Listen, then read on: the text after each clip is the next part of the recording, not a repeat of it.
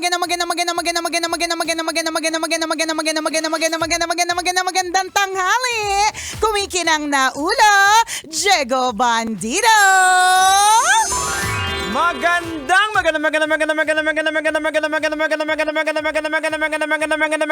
tanghali, kumikinang ina! Nicole Ayala. Magandang tanghali po sa lahat ng mga kabisyo natin. Ganitong oras, kumakain na naman ng pang ilan na yan? Pang 5? Pang 6? Oo. Pang ilang init na yan? Yung mga Pinoy talaga mahilig tayo yung kumain ka na tapos busog ka na, yung parang panghimagas. Oo, di ba? Pang ilan na nga yan? Sa totoo. Tapos, nagtataka, bakit walang naiipon? Yun kasi ang dahilan. Kaya ka walang ipon hanggang ngayon. Paano? Kain ka ng kain. Kasi na kailangan sa true, di ba? Order ng order. Totoo. Minsan may feeling kasi tayo na na kailangan ng katawan natin na laging may kinakain. Pero para doon sa mga naka-experience na katulad namin ni Diego, naka-experience na ng intermittent fasting, OMAD o 1 meal a day. At saka pag binasa mo, sabi nga 'di ba, mabubuhay tayo, ang katawan natin mabubuhay nang walang kinakain. Correct. Okay lang na walang kinakain, basta ang importante may tubig, saka tulog. Tama. Mas mahalaga pa nga yung tulog kesa sa kesa sa lamon eh. Well, kasi naka-design naman talaga yung katawan, yung mga taba na yan, naka-design yan as reserve energy. Correct. May purpose yan. Sa true. Wag mo palaki ng palaki. Hindi ko talaga maisip yung mga mukha natin dati, ano? Oo. Wala na tayong mali. Sa totoo, Jigs. Sabi ko nga sa'yo nung panahon na na nagpapayat ako, tapos binabalikan ko yung mga picture ko, tapos mga video, yung sinasabi ko talaga sa sarili ko, wala ba akong kaibigang nagsabi sa akin? Nicole, parang bola ka na. Nicole, ikaw ba si Mujako? Yung parang wala ba na nagsabi ko si Mujako na pala ako? Kasi parang ka na si Majin Buu. Correct! Walang nagsabi! Walang nagsabi sa akin na, Nicole, papunta ka na sa Super Ferry. Wala nagsabi na nung una vapor ka lang tapos ngayon Super Ferry ka na. 'Di ba? Baka mamaya Nicole kapag tuluyan ka lumamon baka maging na cruise ship, 'di ba? Buti na lang bago pa ako naging tuluyang cruise ship kasi laki ng cruise ship. Talaga namang na discover ko yung tinatawag na fasting, yun. Kasi hindi naman po kailangan na kumain lagi or kung kakain lagi, small amount. Ayan, oo. Hindi kailangan malalaki. Kasi naka-design talaga yung katawan natin. Nung inaral ko rin din yan, sabi ko yung mga unang wala ka panahon. bang ibang ginagawa? Ang dami mo inaaral. Napansin ko lang. Ang dami mong tayo mag-aral ng kung ano-ano. Di ba yung mga unang panahon, unang tao, kahit sa Bible binabanggit, ang hahaba ng buhay. dahil may fasting nga sila kasi unang-una, walang availability ng pagkain. Totoo. So, doon pala sa pagpa-fasting, parang yung katawan mo nililinis niya. Tapos nagki-create ka ng mga new brain cells. Tama. Di ba? Nakakatalino po yung hindi masyadong tumitira ng pagkain. Di ba? Tingnan mo yung mga buang dyan sa labas. Hindi sila nagkakasakit. Bakit? Di ba? Kulang sa wala silang kain eh. Kulang sa tinitirang samgyup, di ba? Totoo yan. Diba? Tsaka yung isa pa doon, pang ilang beses mo nang kumain, na simula nung gumising ka ng oras, kunyari alas 6. Pang ilang kain mo na ngayon, di ba? Yun eh. Tapos, ang malala dito, kung halimbawa, yung pang ilang kain mo na yun, pera't pera mo yung ginagamit. Kung libre, para sa akin, kahit pa paano, ayos lang, libre naman yan eh. Pero yung, ang dami mong ginagastos, kain ka ng kain, kahit alam mong medyo busog ka pa ha, tapos kakain ka pa, din yan, di ba kasalanan yung gluttony din? Tama. Ayan, kasi, hindi ka pa natutunawa kumakain ka ulit. Ano ba? Alam mo, yung ganyan daw is produkto, parang influence ng mga western sa atin. Yung ng media, na pinapakita na, ay, anong oras nakakain ka na, pero hindi mo naman kailangan. O alas 12 nakakain na tayo. Yan. O alas 3 na may merienda na tayo. Kaya alam mo, minsan yan talagang social media na yan talaga yung ugat minsan ng kasalanan. Tingnan mo yung social media na yan, di ba? O, di ba, sabi mo nga, pinopost lagi Oo. na ganitong oras kainan na o Oo. kaya alas 12:27 na o anong ulam nyo diyan, di ba? Well, yun naman talaga yung natural course. May pang-umagan, tanghalian, ganyan. Pero bukod doon, madami kang yung social media na yun, madami ang binibigay sa yung hindi masyadong magandang impluwensya. Katulad ng dati naman hindi ka inggitera tungkol doon sa ulam ni Kumarsa. Pero dahil may kumars ka na napakagaling magluto, o di naman kaya Pinopost, nagbablog, correct. nagre-reels. Sa true.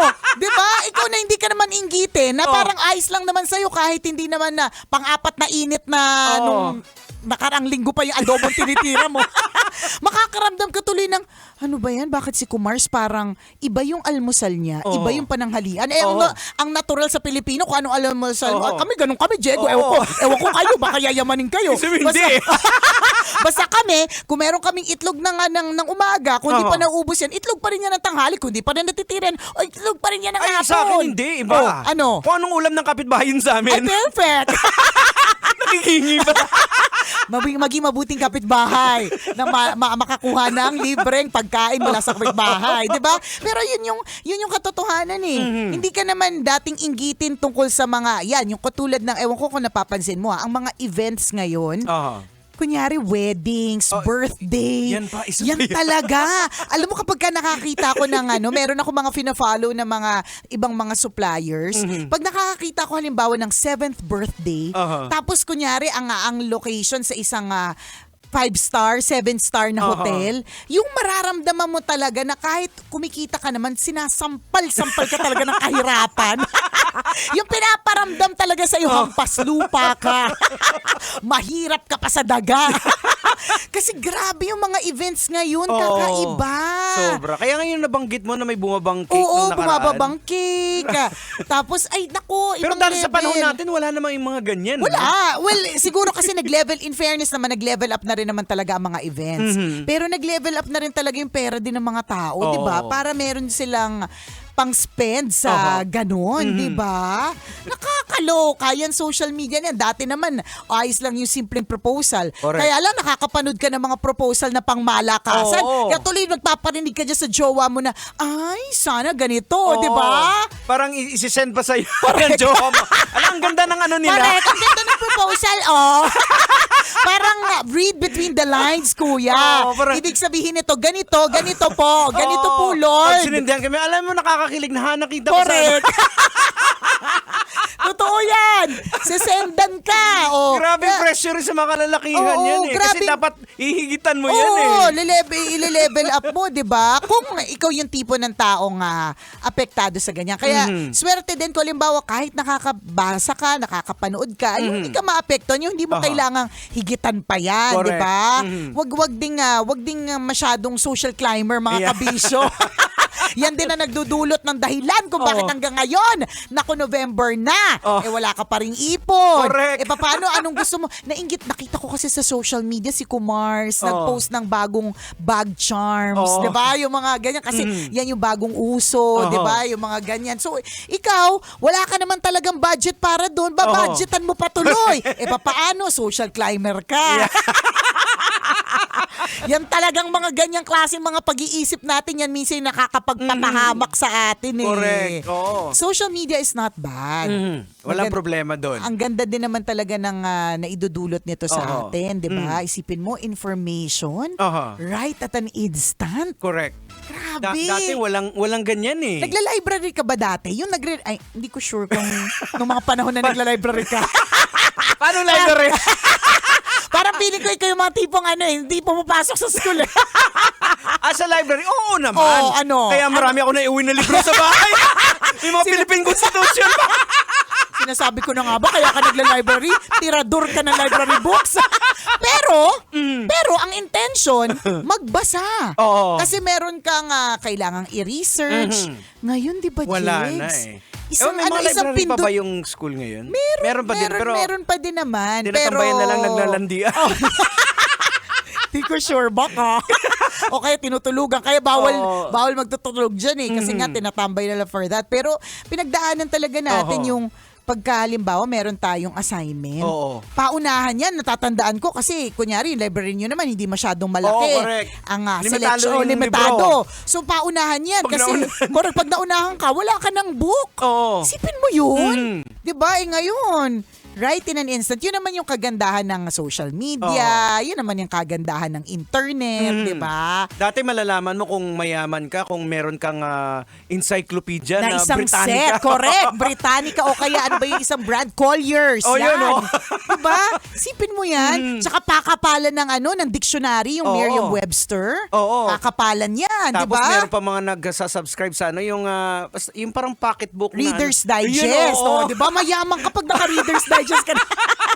Na yung binibigay sa yung monthly subscription. Oo, yan, Reader's Digest. Di ba? Totoo. Tapos grabe dumating pala sa panahon na sa isang itatype mo lang, makukuha mo na lahat. Di ba nga, Correct. dati isipin mo yung song hits, Jigs. Oo. Kailangan mo pang bumili ng song hits. Oh, every month may issue Correct. Para makuha mo yung mga lyrics ng Oo. 214, Oo. Himala. Di ba?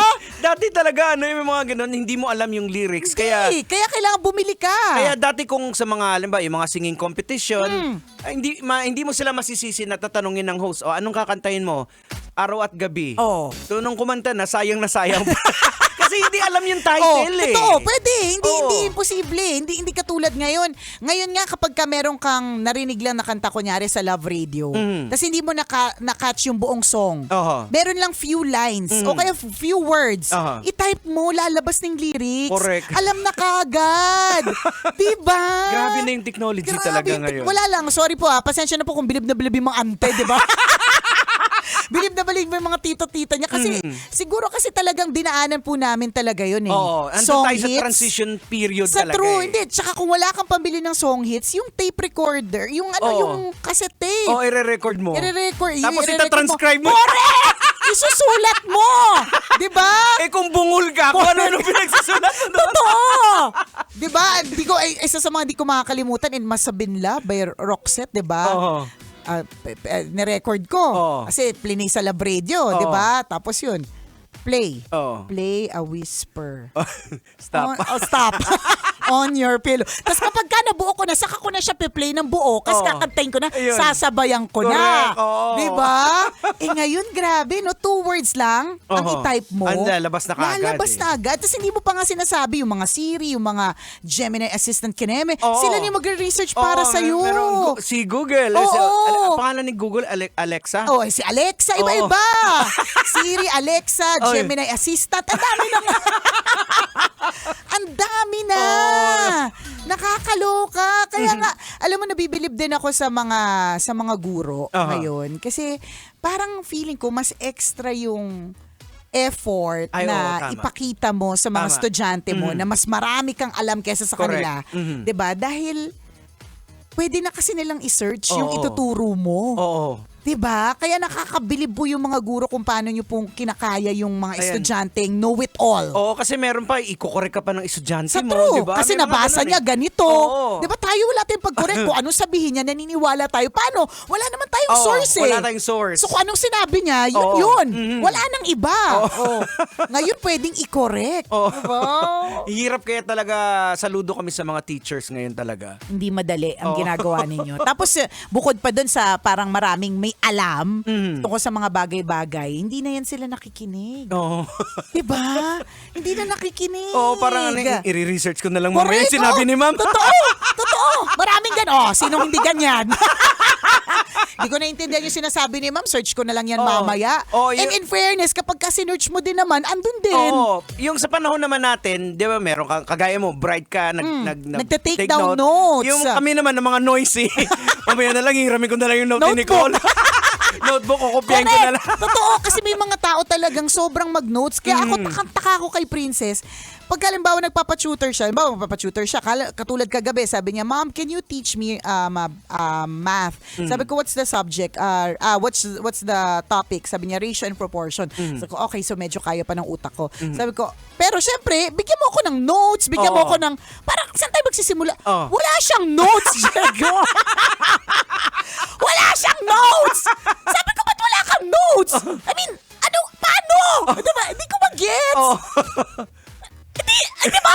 Oh, saan ka magsisimula? Saan ako? Di ba? Oo.